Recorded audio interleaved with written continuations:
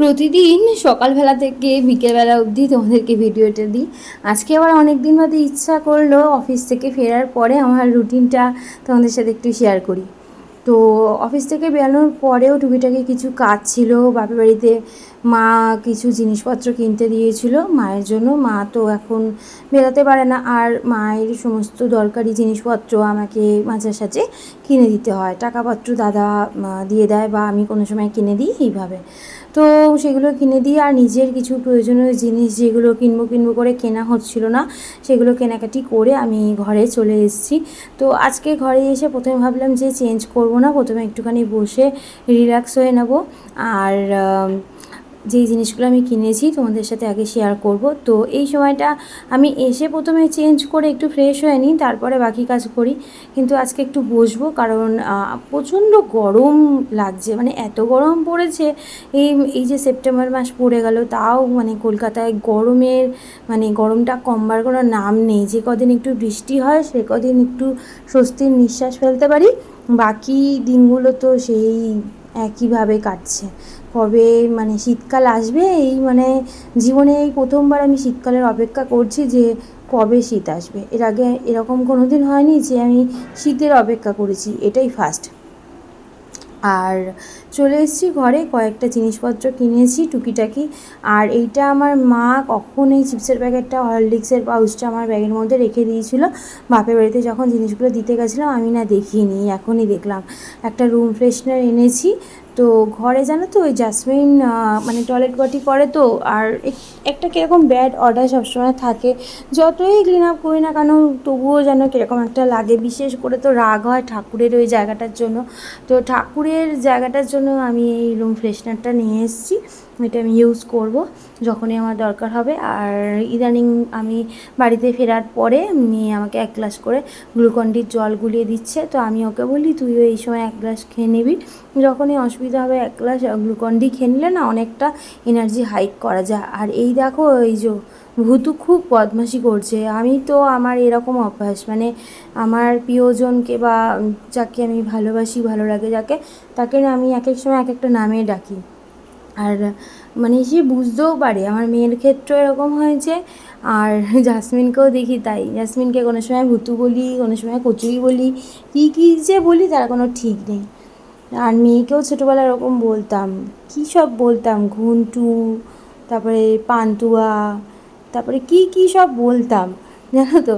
তো মেয়েও দেখতাম, যেই আমি বলতাম, মানে ও আমার শাশুড়ি ঘরে থাকতো, শাশুড়ি ঘর একটু দূরে আমার ঘরের থেকে ছিল।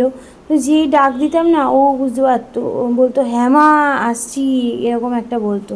তো প্রয়োজনীয় কিছু জিনিসপত্র, ক্লিপ আর টিপ, এগুলো সব মানে ভেঙে চুরে একাকার হয়ে গেছিলো। টিপটা তো ছিলই না, নিয়ে আসলাম। একটা নেল পালিশের কালার খুব পছন্দ হলো, নিয়ে এলাম। একদম তো নেল পালিশ সেই কবে যে কিনেছি, মনে হয় লাস্ট ইয়ার পুজোর সময় কিনেছিলাম। শেষ হয়ে এসছে। হাতে তো এখন নেল পালিশ পরাই ছেড়ে দিয়েছি, একটু পায়ে পরি। তাই একটা নতুন ধরনের একটা কালার দেখলাম, কালারটা খুব সুইট মনে হলো, এই জন্য নিয়ে এলাম। বেশিরভাগই আমি ইলেকট্রিকেরই ব্যবহার করি। ইনসাইটেরও মাঝখানে আমি অনলাইন দিয়ে কিনছিলাম, এখন তো দেখছি ইনসাইটের সব জিনিসপত্র অফলাইনেও পাওয়া যাচ্ছে। আর একটু পার্লেজি বিস্কুট নিয়ে এসেছি, ওটার ব্যাপারে পরে বলছি। আর এটার গন্ধটা কীরকম, ফ্র্যাগনেন্সটা কীরকম তোমাদের সাথে শেয়ার মানে করতে তো পারবো না, কিন্তু ইউজ করে দেখেছি, খুবই ভালো। আর এখানে রাত্রিবেলা আজকে কী রান্নাবান্না করব, তো রান্না কিছুই না, ওই একটু পরোটা বানাবো। একটু ময়দা আমি একটুখানি মেখে নিচ্ছি। আমি সবসময় ফুড প্রসেসরই ইউজ করি ময়দা মাখার সময়। তো ময়দাটা খুব সফটভাবে এখানে একটা ডো তৈরি হয়। যাদের এরকম একটু প্রবলেম হয়, এখন তো সবারই শরীর স্বাস্থ্য আর আগের মতন নেই। তো আমি কিছু বিশেষ কারণে অনেক আগেই, হয়তো 8-9 বছর আগেই আমি ফুড প্রসেসর কিনে নিয়েছিলাম প্যান্টালুন্স থেকে। তো একটুখানি আমি বানাচ্ছি তোমার চিকেন চিজ পরোটা।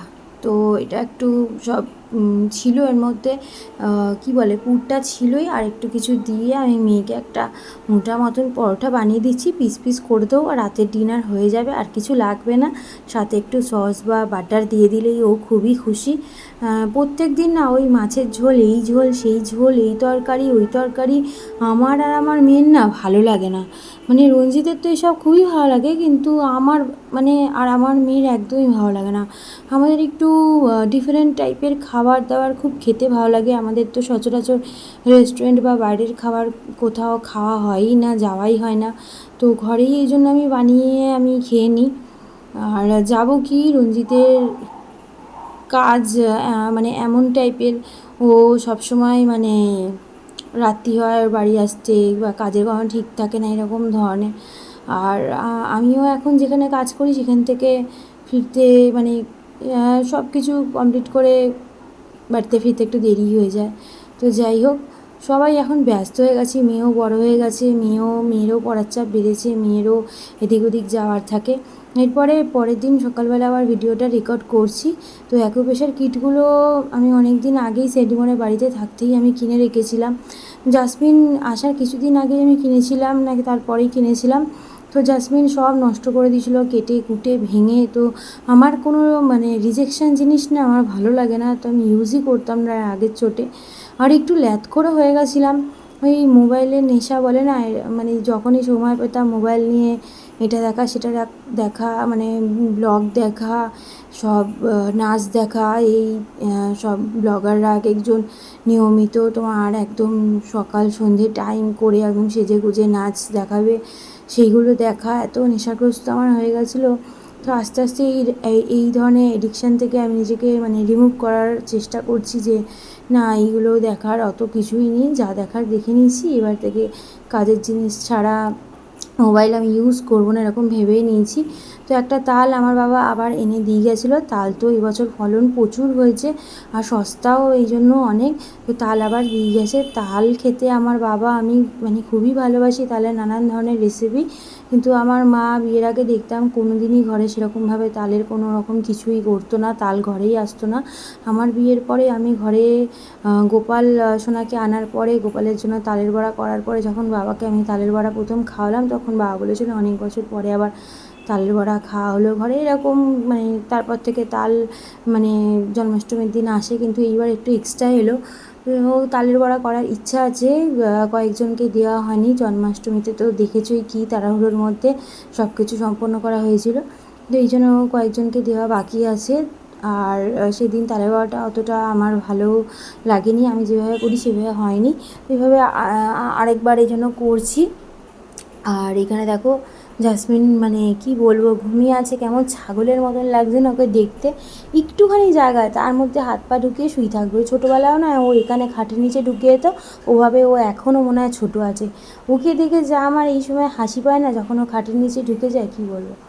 আর এই যে আজকে দুপুরবেলা রান্না করেছিলাম একটু সোয়াবিন আর কলমি শাক, ব্রাউন রাইসটা একটু বাকি ছিল, সেটাও করে ফেলেছি।